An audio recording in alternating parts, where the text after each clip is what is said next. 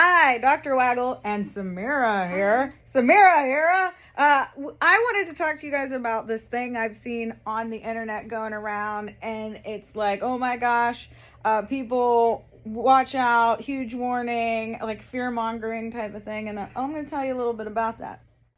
So this is the thing that I've been seeing on the internet. It's like, alert, antidepressants during hot weather. Oh my goodness. And then it talks about antidepressants and it says SRRI, which isn't even a thing. So I fixed it.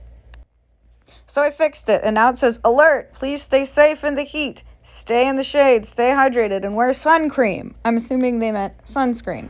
So I'm not really sure who made the first version, but there are some errors. I feel like what it is doing is making people that are on antidepressants or considering starting antidepressants very scared too, thinking that they're going to melt as soon as they go out into the sun, and that's not the case. I'm not saying that there's 100% certainty that, they won't overheat or have some kind of issue in the sun, but the general population shouldn't be going and standing out in 100-degree heat and that sort of thing. So I fixed it so that it's just advice in general to everybody.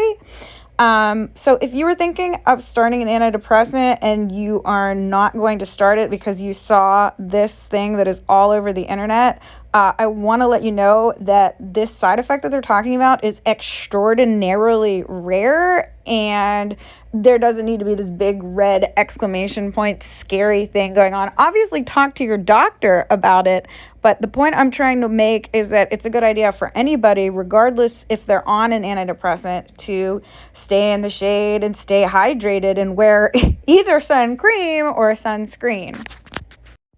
Okay, so I made an analogy, and I even included some typos so that it's more like the first one.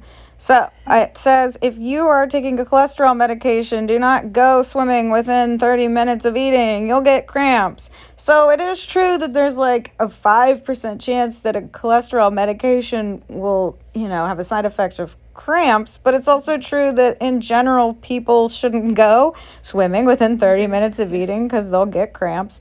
So basically it's taking a very rare side effect and jumbling it in with advice that is good for the general population as a whole, which makes it seem like, oh my goodness, if I take a cholesterol medication I'll never be able to go swimming again, which may have the negative outcome of making people not want to take a cholesterol medication. So the point of this is that you are circulating things on the internet.